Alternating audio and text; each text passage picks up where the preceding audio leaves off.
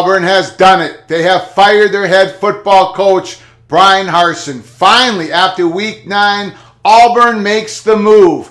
They also just hired their new athletic director. I think that's what stalled Auburn from firing Harsin earlier in the season. But Harsin is gone. So who's going to be the new head football coach of Auburn? We're going to tackle that here in this episode. We're also going to be talking about the Pac-12's president. They're meeting today in San Francisco. What a vital meeting. What does it all mean? We're going to tackle that as well. Welcome to episode 84 of College Football's Peek Around the Corner with your host, Greg Pflugar. Let's first get into Auburn Tigers, War Eagle. They have to get this selection correct. They have to hit a home run on who their next college football head coach is going to be, because if they miss, they're going to go in the wilderness for the next 10 years, just like what Tennessee went through, just like what Nebraska's going through now. Auburn Tigers, a big, huge brand in Alabama, SEC country. We all know how big Auburn is, Auburn football, but they've got to get this pick right. Who's it going to be? Let's tackle that right now. But before we do so, please smash the like button if you like our content. Share the video with your family and friends, and please subscribe to this ever-growing channel. Thank you so very much. Here we go. Pete Thamel. Breaking news.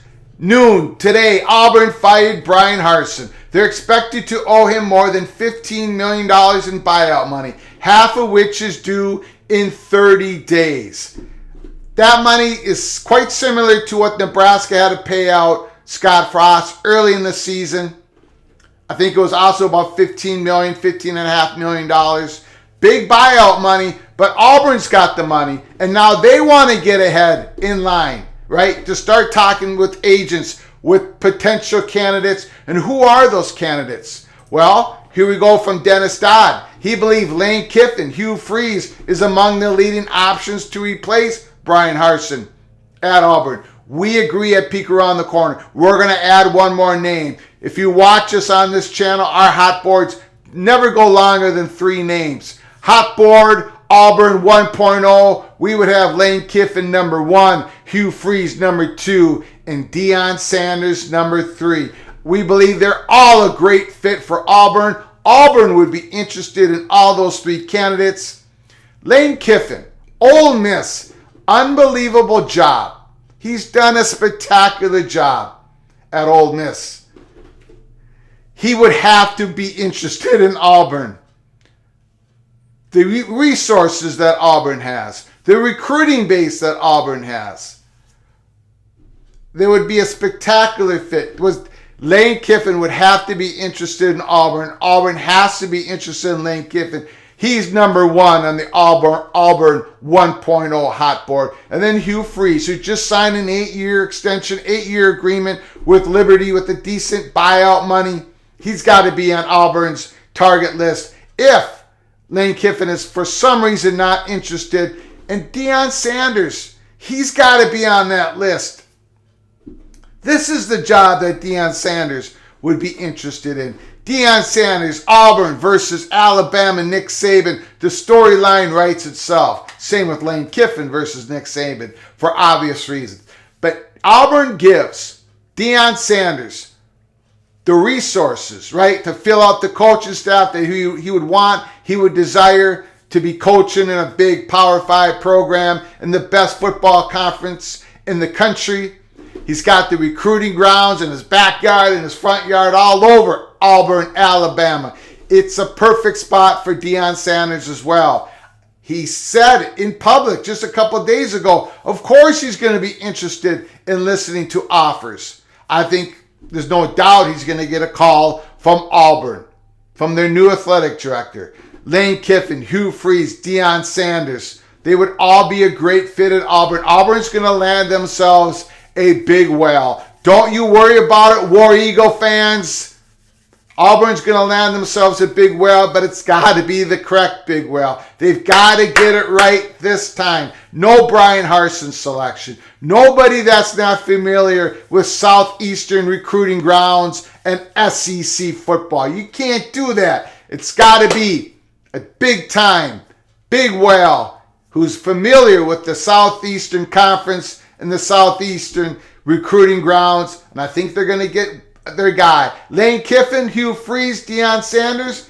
We think those are the top three of the Auburn Hot Board 1.0. Now let's get to the main story today.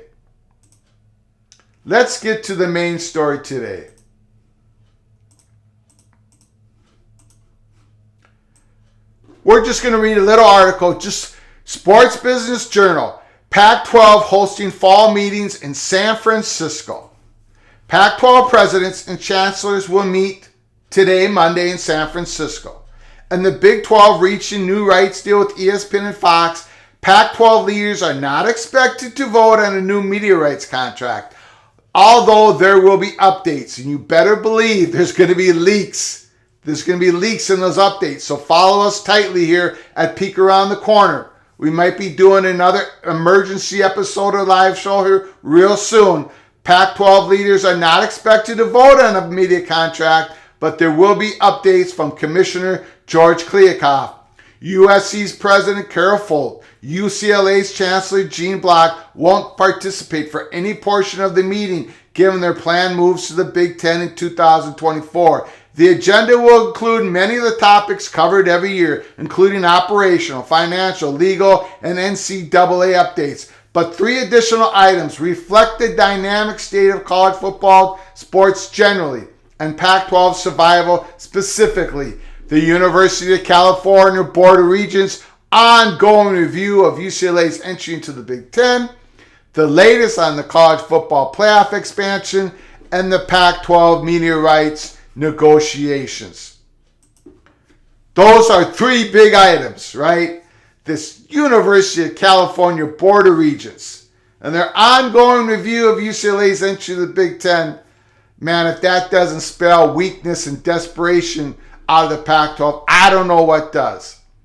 You know what we think here at Peek Around the Corner, and it's shared generally throughout college football fan bases.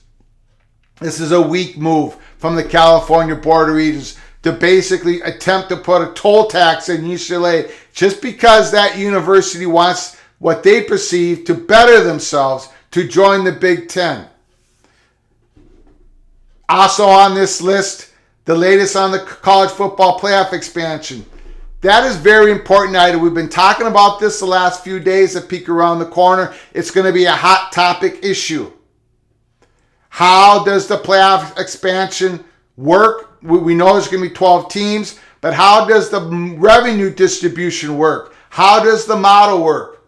We're not going to hit it on this episode. Go back to our live show on October 30th, which was last night, or a previous episode, and we really do a deep dive on it, because how that new revenue is just distributed through the Power 5s and G5 conferences, that's going to tell us a lot how conference realignment is going to go here in the next 12 months and years on end. And the Pac-12 media rights negotiations. We know that yesterday, Big 12, it was announced. They got the deal done. They got it signed with ESPN and Fox Sports. $31.6 million per school, per year. That's going to be the average. How does the Pac-12 do? Can they match that number? Will they go over that number with Amazon possibly being a partner, a media partners of theirs? Can it be ESPN and Amazon that gets them over the 31 million mark?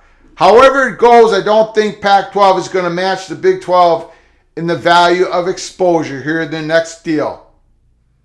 There's been reports that ESPN and Fox were well down when they offered, was basically ESPN, they possibly offered Pac-12 $240 million per year for 10 schools. That would be a $24 million payout. That's not enough. Not enough for George Kliavkoff. Not enough to keep that conference together, because here come Brett Yormark through the back window. So can George Kliavkoff get Amazon interested enough to elevate the total deal to over $300 million, to where each Pac-12 school will get at least $30 million a year? We shall see. And then we have the looming issue of the grant of rights. would Oregon and Washington be interested in signing a grant of rights for the next 6 years, just to give their individual media rights over to the Pac-12 for the next 6 years to make it impossible for them to leave the conference? We know that at Peek Around the Corner, Oregon and Washington had deep talks with the Big Ten. It's a no-go for launch right now for further expansion in the Big Ten. But how far does this pause button go? Does it go 1 year? Does it go 2 years? How far does Oregon and Washington want to sign a grant of rights with the Pac-12? We don't believe not much at all. The Gore's not going to have much strength to it, and that's going to affect the overall value that the Pac-12 can get in a media deal with any media company. So, we're going to get leaks. We're going to get leaks here coming out of this meeting. Reports are going to be coming out. It's going to be crucial. This meeting is crucial here in San Francisco. Some people are playing it off as, it's just a regular meeting. No, not right after the Big 12 got their deal signed. And there's a little bit of a consternation in between some Pac-12 writers. Not consternation, but disagreement. Some people believe maybe things aren't going so well for the Pac-12. Maybe they won't meet the Big 12's money. They're definitely not going to meet Big 12's exposure.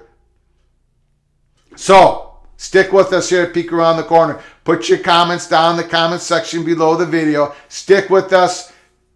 Lots of drama heading for the next week, for the next month, and that college football playoff distribution model. How is it going to get decided? Where are the chips going to fall? That's the huge elephant in the room, the big story that's about to break. Stick with us at Peek Around the Corner. Until next time, from all of us, to all of you, please, you all take care of each other. Thank you so very much.